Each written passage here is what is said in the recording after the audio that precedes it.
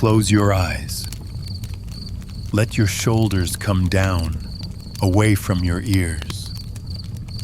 Let the whole of the day you have been carrying set itself down at the door, the way a traveler sets down a heavy pack at the end of a long road and leaves it there and does not think of it again until morning. It will keep. Everything you did not finish will keep. There is nothing in the next few hours that asks anything of you at all. We are on a hillside above the sea, you and I, on a warm and ancient night somewhere on the coast of Greece, in no year in particular and in every year at once. There are olive trees around us, their small leaves turned silver in the dark, moving a little when the wind remembers to pass through them. Below us, down a long, slow slope of grass and stone, the sea is breathing in the dark, the way it always is, coming in and drawing back and coming in again. And above us, the sky is thick with stars, more than anyone could ever count, laid across the dark like salt spilled on a dark cloth. There is a low fire here between us, burned down already to a warm and steady glow, more ember than flame. It does not need tending. It asks nothing of you. And I am the one who tells the stories on this coast, as they have been told here for 3,000 years, aloud, at night, to people who are letting go of the day. Tonight, I want to tell you the oldest story of them all, the story of a city called Troy, and of a war that was fought beneath its walls long ago across the water. Now, a war is a hard and heavy thing, full of the parts of life that make people weep, and this is not a night for weeping. So I will tell it the gentle way, the way it was always meant to be told at the end of a long day. We will keep the wonder of it, the ships and the goddesses, and the great wooden horse and the wide sea, and we will let all the rest go by softly, at a distance, the way you watch weather move across a far-off hill without ever getting wet. If your mind drifts off the path, that is well. The path will still be here. The sea will still be breathing. Let us begin, as this story has always begun, with a wedding and a single golden apple. Long ago, before the war, before the ships, there was a wedding among the gods. It was a great and shining occasion, held up on the slopes of a green mountain, and everyone who mattered in heaven and on earth was invited to it. The tables were long and the lamps were many, and the immortals came down in their finest, and there was music, and the whole mountain glowed with it. Everyone was invited but one. There was a goddess of quarrels and small discontents, and she, quite sensibly, had been left off the list, for who would want a quarrel at a wedding? But she came anyway, as the uninvited sometimes do, and she did not stay, and she did not make a scene. She only rolled one thing in through the open door, quietly, across the bright floor, and then she slipped away again into the dark. It was a single apple made of gold, and on it were written 3 small words, "For the fairest," and that was all. a little golden apple gleaming on the floor of a wedding. It seems such a small thing to begin a story with. But three of the great goddesses saw it at the same moment, and each of them, in her heart, felt certain the apple was meant for her. There was the queen of the gods, tall and proud. There was the goddess of wisdom, gray-eyed and clever. And there was the goddess of love, who had never in all of time been called anything but the fairest. Three goddesses, one golden apple, and not one of them willing to let it go. Let the fire burn a little lower now, and we will follow the apple to the one place it was sent to be decided, a quiet hillside, and a shepherd who did not know what was coming. Far from the wedding, on the green hills above the city of Troy, there lived a young man named Paris. He was a prince of Troy by birth, though he did not live like one. He had been raised among the shepherds on the high slopes, and he lived a plain and pleasant life up there, among the sheep and the wide sky, in no hurry about anything. He knew the hills by heart. He knew where the streams ran cold and where the shade fell in the afternoon. He was, by every account, a contented man, which is a rarer thing than a rich one. And it was to Paris, on his quiet hillside, that the three goddesses came, because the gods had decided that a mortal should settle the matter of the apple.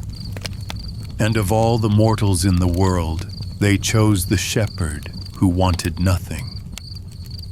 They came to him in the gold of a late afternoon, the three of them, and the light on the grass changed when they arrived, and the sheep grew very still.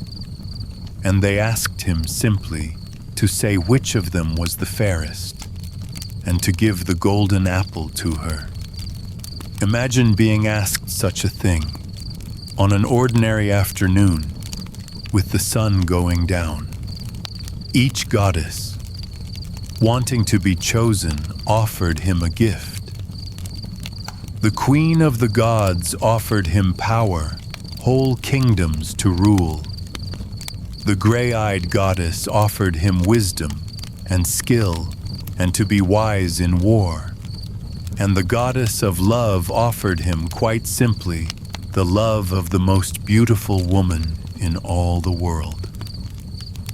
Paris was a shepherd, and a young one, and he had a shepherd's heart, and so he chose as many a young heart would choose. He gave the apple to the goddess of love, and she smiled, and the afternoon went gold and quiet again, and the sheep went back to their grazing, and Paris did not yet understand that the whole long story had just begun, up there on his gentle hill, in the last of the good light. The most beautiful woman in all the world. That was what the goddess of love had promised him, and now she meant to keep her word. Her name was Helen, and she lived far across the sea, in a kingdom of Greece called Sparta, and the old storytellers, who were not easily impressed, said that there had never been, and would never be, a face like hers. When they wanted to say how beautiful she was, they did not describe her at all. They simply said that later, because of her, 1,000 ships would sail. That is how you measure a face like that. Not in words, in ships. She was already a queen in Sparta, settled and married and far away, when Paris, the shepherd prince, at last came down from his hills and remembered he was a prince and sailed across the sea to find her, because the goddess had promised and the young heart wanted. And when Paris and Helen saw one another, the goddess of love was as good as her word, and they loved one another at once the way it happens in the old stories, completely and without a moment's hesitation. And Paris took Helen back with him across the wine-dark sea to the high city of Troy, with its great walls and its towers, to be his. Now, whether she was taken or whether she went, the old ones never quite agreed, and it does not matter tonight. What matters is only this, that the most beautiful woman in the world was now behind the walls of Troy, and the kings of Greece, who had all once sworn to protect her, now looked out across the water toward that distant city and began slowly to gather their ships. Let the sea grow loud for a moment in your mind, and then soft again. We are going down to the water now, to watch the ships come in. All across Greece, in every harbor and every cove, the ships were made ready. There were so many of them, from so many kingdoms, that when the old storytellers tried to list them all, the listing alone went on for half a night. Long dark ships with a single sail and a double bank of oars, drawn down the sand and into the shallows, one after another, until the bays were crowded with them, and the masts stood as thick as a winter forest. There is something in a great fleet setting out that stirs even the calmest heart.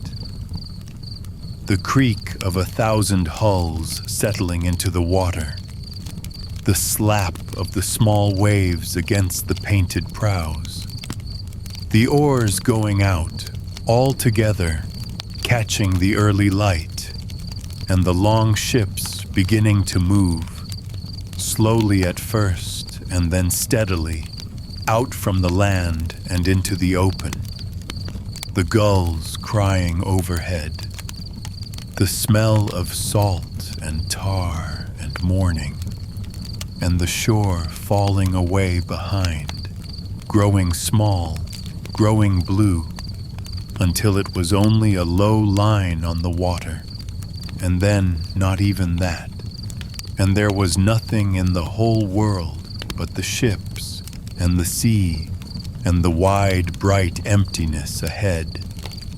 And the kings came down to lead them.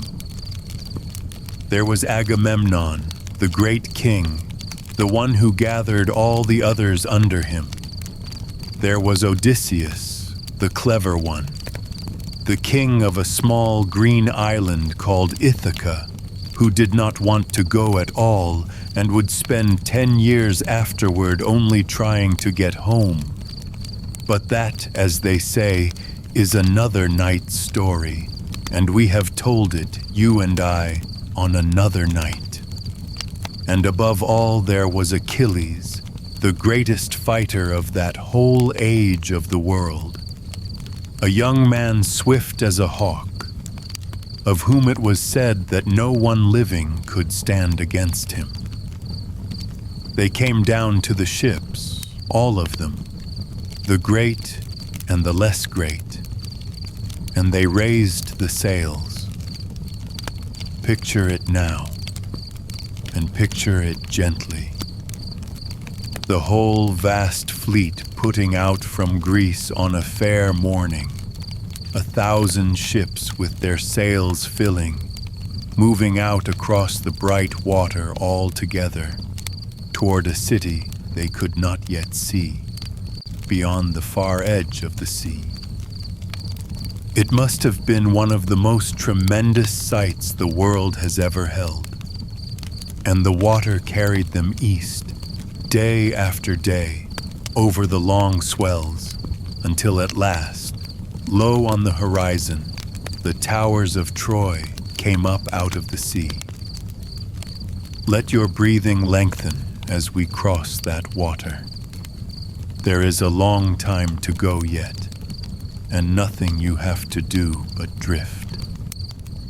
Now, here is where I keep my promise to you and tell the hard part gently.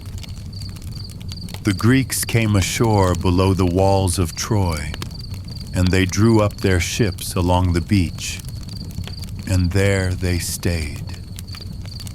And a war began, the way wars did in the old days, and it was long. It was very long. 10 years long. 10 turnings of the seasons, the Greeks camped on the shore, the Trojans safe behind their high walls, and the wide plain lying between them. We will not go down onto that plain, you and I. It was full of the things that make people weep, and this is not a night for weeping. It is enough to know that it happened, and that it was long, and that on both sides there were brave people, and tired people, and people who only wanted to go home, the same as anyone. 10 years is a long time to be far from home. Long enough that children born when the ships first landed were nearly grown before it ended. Long enough that the Greeks on their beach came to know the shape of those far walls, the way you know the shape of a thing you have looked at every day for years. So let us simply let those 10 years pass, the way you let a long gray season pass when you are warm indoors and in no hurry, watching it go by the window. The seasons turned. The plain lay between them, and nothing was decided year after year until the world had almost forgotten there had ever been a time before the war. That is all we need of it. Let it go by. It has gone by now. And we will come down, instead, not onto the plain, but into the quiet of the evening camps, where the fires were lit, and the great heroes, who were only men after all, sat down at last to rest. For this is a thing the old stories knew and told, and it is the part worth keeping. Even in the longest wars, the days end. The light goes, and in the evening, on both sides, the fighting stopped, and the fires were lit, and the men sat down. Picture the Greek camp along the shore at night, the long line of it, fire after fire down the length of the beach, and the dark ships drawn up behind, and the sea sighing in the dark just beyond. And at one of those fires sat Achilles, the great fighter, the swift one. And in the evening he was not fighting anyone. He was only a young man by a fire, tired from the day, his spear set aside, listening. For the old ones tell us that Achilles loved music, and that in the evenings he would take up a lyre and play, and sing the old songs of heroes who had lived before him there in the firelight, with the sea behind him. A young man singing softly to himself at the end of a long day. Hold that picture. That is the Achilles worth remembering. and Achilles was not alone at his fire. He had a friend, the dearest of all his companions, a gentle man named Patroclus, who had grown up beside him and had come with him across the sea, and the two of them were closer than brothers. In the evenings they sat together, the two of them, at the same fire, and shared the same quiet. And the old stories say that whatever came in the daylight, the friendship between them was the steadiest and warmest thing in that whole camp on the shore. It is a good thing to think of as you drift. Two friends who have known each other all their lives, sitting together by a fire at the end of a long day, saying very little, needing to say very little, while the sea turns dark behind them and the stars come out one by one over the water.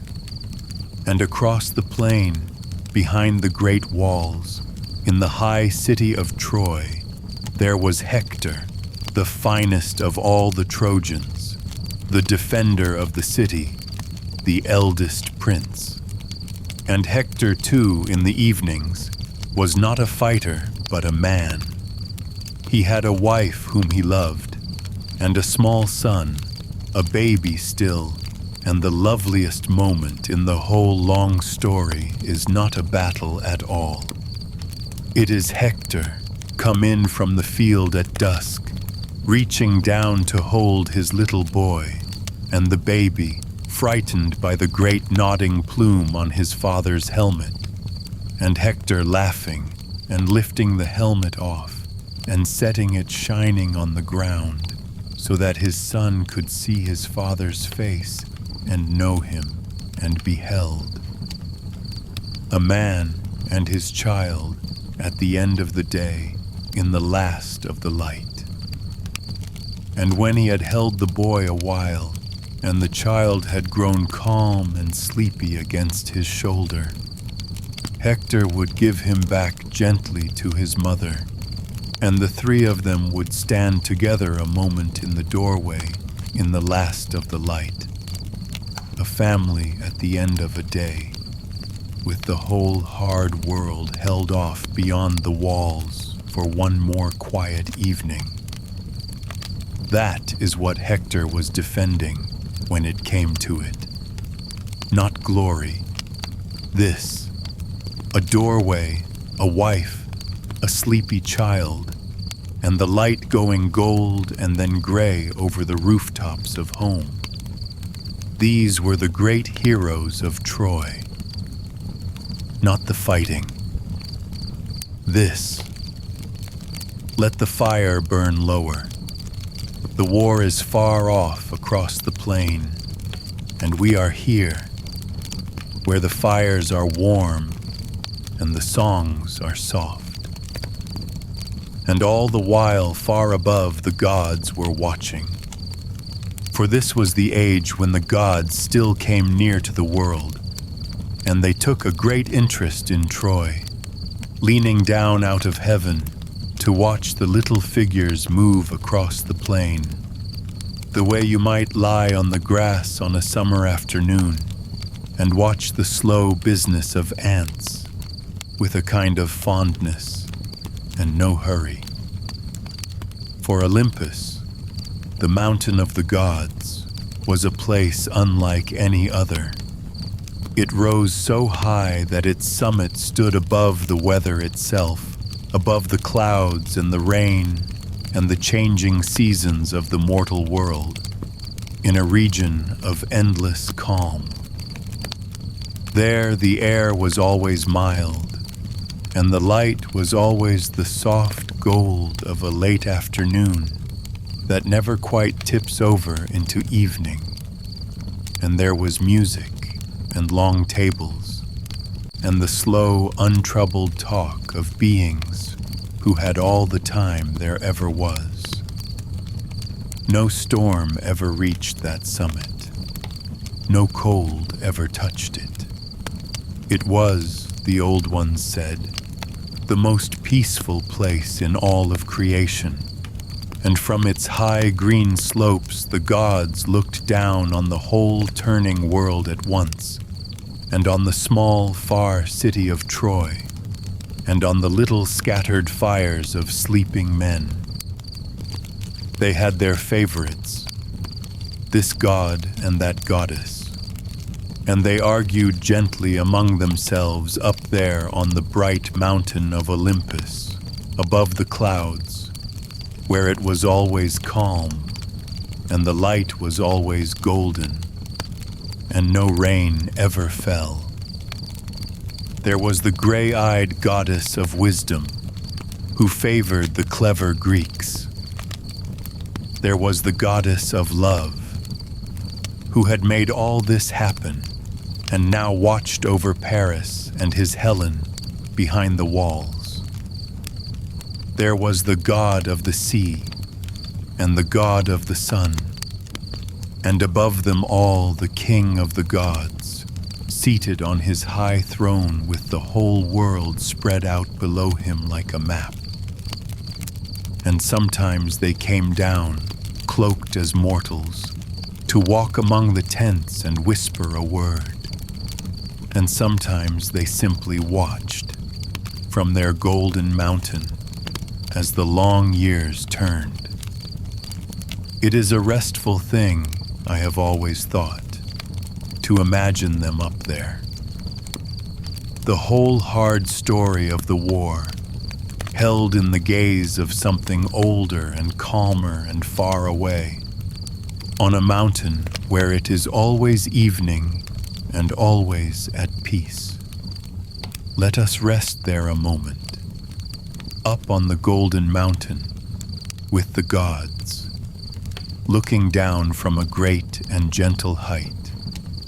And then we will come down one last time to the plain, for the strangest and most wonderful thing in the whole story is about to be built by night out of wood. After 10 years, the clever king, Odysseus, the one who always found the loose end of any knot, thought of a way to end it. And his way was not a battle. It was a trick and a piece of making.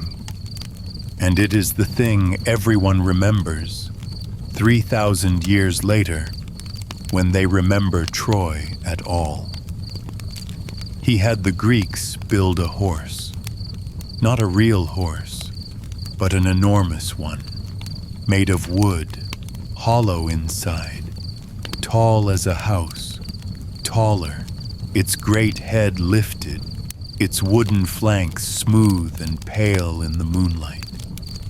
They built it on the beach, by night, over many quiet nights, the sound of the making carried away on the sea wind, and it rose up slowly out of the sand, this vast and silent shape, until it stood there under the stars, gleaming faintly, the strangest thing that shore had ever held.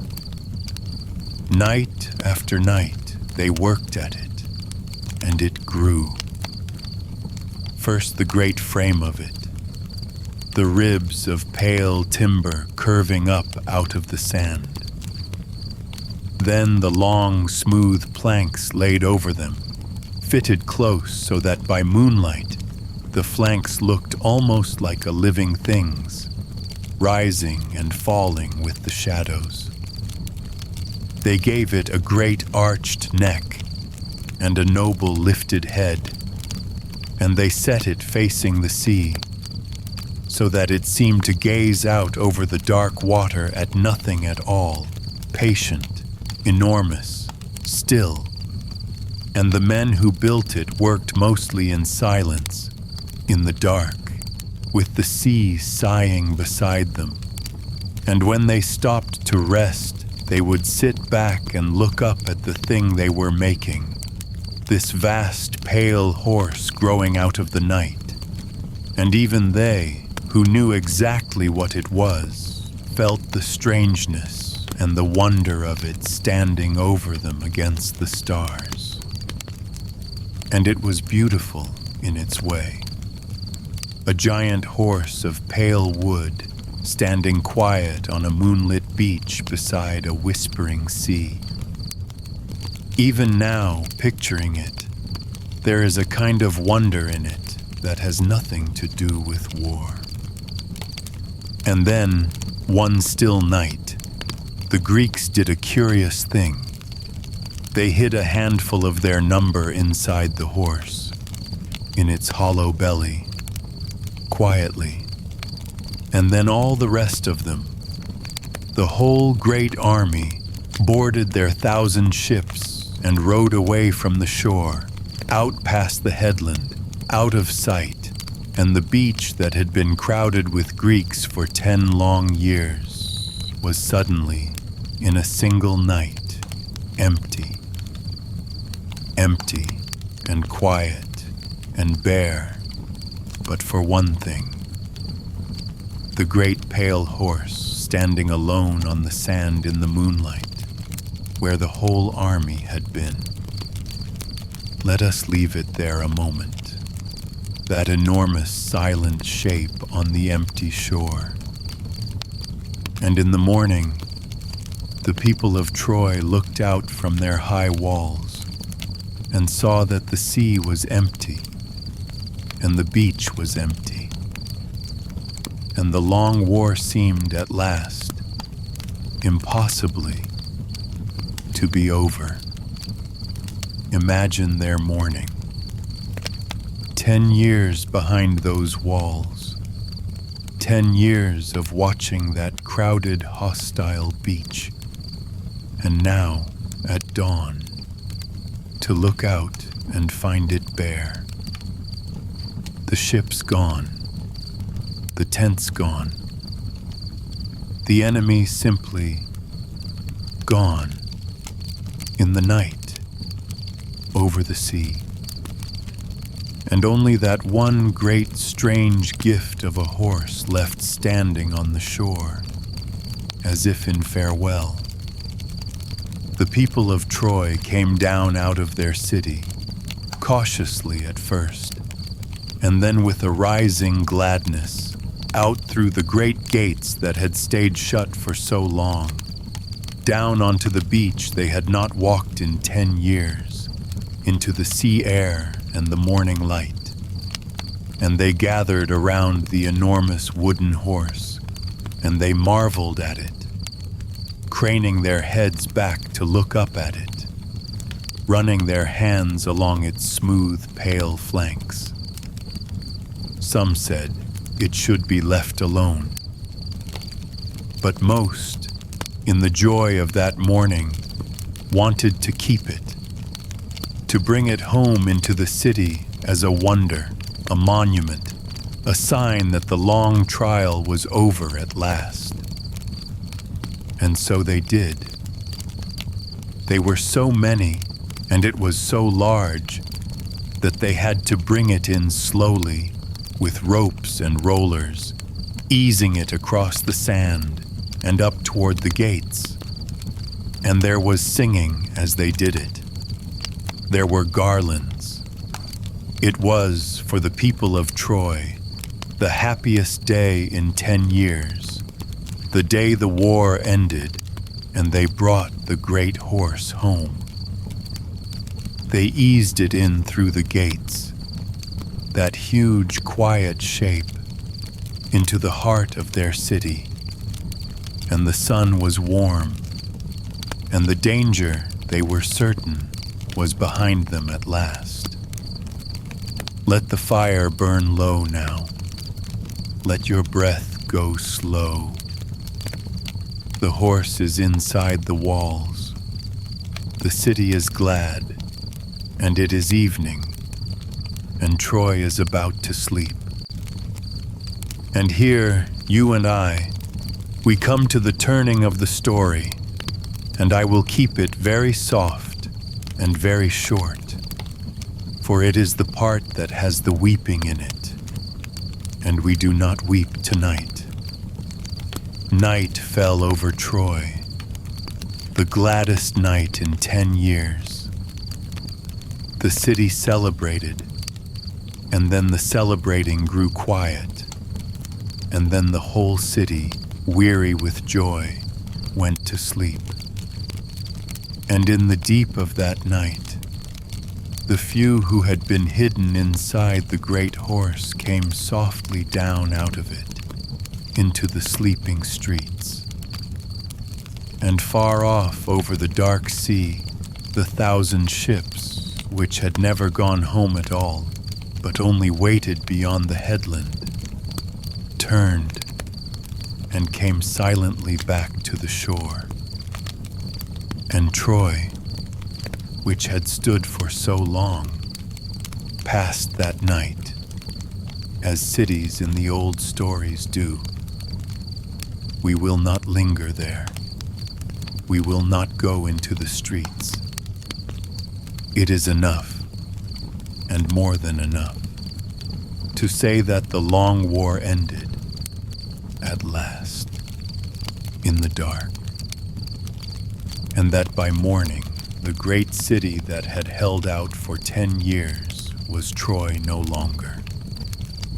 The old storytellers sang of that night for 1,000 years, and they did not spare themselves the sorrow of it. But you and I are not here for the sorrow. We are here for the rest that comes after. So let us do the kindest thing the story allows. Let us turn away from the falling city, gently, the way you turn a page you do not wish to read again, and let us go down instead to the shore, where in the gray before dawn, a few small boats were slipping away over the water, carrying those who had lived toward a new and quiet shore, and a life beyond all of this. Come away with me. Come down to the boats and the sea and the coming light. For not everything ended that night. This is the part the old ones held on to, and so will we. Out of the falling city, in the last of the dark, a man named Aeneas made his way down toward the sea.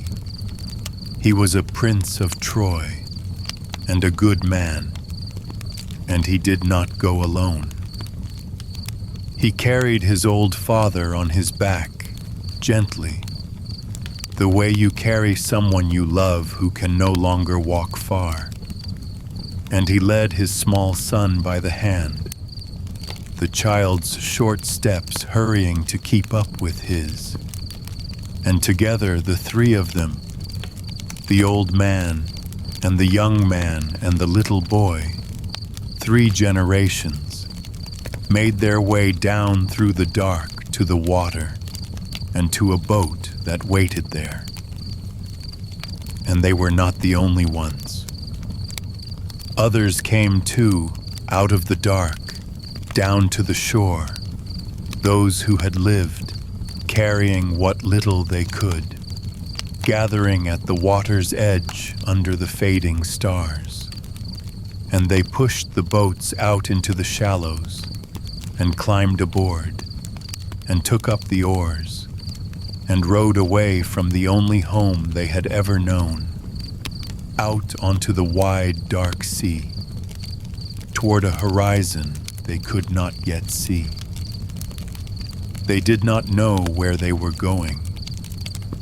Somewhere new, somewhere far.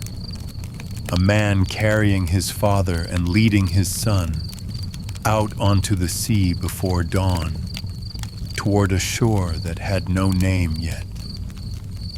And the old stories say that the children of those few boats went on, in the end, to found a new and greater city across the sea in the west, so that out of that long, dark night, something new and lasting was carried away over the water, like a coal carried carefully from one hearth to build the next. Let that be the picture you keep. Not the falling, the carrying away, the boats and the sea and the coming light, and the child asleep at last in the bottom of the boat as it rocks toward morning. And what of the Greeks who had won at last after 10 long years? They did the thing that everyone in this whole story had wanted to do from the very beginning. They turned toward home. They gathered along the shore in the days that followed, and they drew their 1,000 ships down into the water once more. And they raised the sails, and they turned their prows west, back across the wine-dark sea, toward the green kingdoms of Greece they had left so long ago. 10 years they had been away. There were wives who had waited, and children nearly grown who had been babies, and old parents, and the smoke of home fires they had not seen in a decade. And now, at last, they could go back to all of it. Think of what that word meant to them after 10 years. Home. Their own bed, and their own roof, and the particular sound of their own sea against their own shore, which no other sea in the world sounds quite like. The face of someone who had waited, a child who would not know them and would have to learn them again, slowly, over happy, ordinary days. The old dog, if it still lived, lifting its head from the hearth. All the small, dear things a person folds away and carries in the heart through 10 years of exile, kept safe, and now, at last, coming true again over the water. Every one of those tired kings standing at the prow of his ship was sailing toward all of that. Picture the great fleet putting out one more time, the sails filling, the long, dark ships turning for home over the evening water, tired and going home. Most of them came home in a season, as you would expect, a few weeks of good wind, and there were their own harbors rising up out of the sea to meet them. But one of them, you may remember, one of them did not have it so easy. The clever king, Odysseus, of the small green island of Ithaca, the one who had thought of the horse, the sea kept him longest of all. For him, the going home took another 10 years, over strange waters, past islands out of dream. But that, you and I, is a story we have already told on another night by this same fire. Tonight, it is enough to know that the war was over and the ships were turned for home, and the sea which had carried them all so far would carry them back. The fire is nearly out now. The story is nearly told.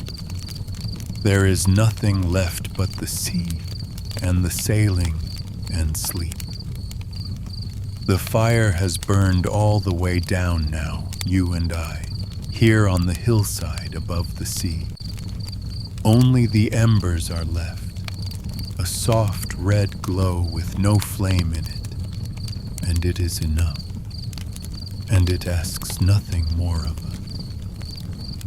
The sea is still breathing down below, slow and dark and patient, the same sea that carried the 1,000 ships out and carried the tired kings home, and carries everything, in the end, gently to where it is going. stars are turning so slowly overhead that you would never catch them at it. And you are very warm and very heavy and very nearly gone. So let the whole long story go now, the way the Greeks let go of that far shore. Let the wedding go and the golden apple and the shepherd on his hill. Let the 1,000 ships go out over the bright water. Let the 10 long years go by, the way a gray season goes by a warm window. Let the heroes rest by their fires. Let the great pale horse stand quiet in the moonlight. And let the boats slip away over the dark sea toward the coming light, carrying everything worth carrying into tomorrow. You do not have to hold any of it. You do not have to remember a single name. It has all been told before, 1,000 times, on 1,000 nights like this one, and it will keep until you wish to hear it again. There is nothing left to do but breathe, and even that is being done for you now, slow and low and easy, without your help. Feel the covers over you, holding their soft warmth. Feel the whole weight of you given over to the bed, nothing held up any longer, nothing carried. Feel the dark, kind and complete, laid gently over your eyes. The sea is breathing. The embers are glowing. The ships are turned for home, and the sea is carrying them. And it is carrying you too, softly, toward morning. There is nowhere you have to be. There is nothing left to decide. The long day is behind you now, the way the long war is behind the ships, and like them you are turning, at last, toward home and toward rest, over a sea that has done this 10,000 times and knows the way in the dark. Let your thoughts come slower now and further apart, with more soft space between them, the way the lights of a shore grow fewer and dimmer as a boat pulls gently out to sea, until there is only the dark and the water and the slow rocking and sleep. Sleep now. The oldest story has been told, and it ends the way they all end, with the tired ones turning home over a wide and patient sea, and finding, at last, their rest. Let go good night, and so can you.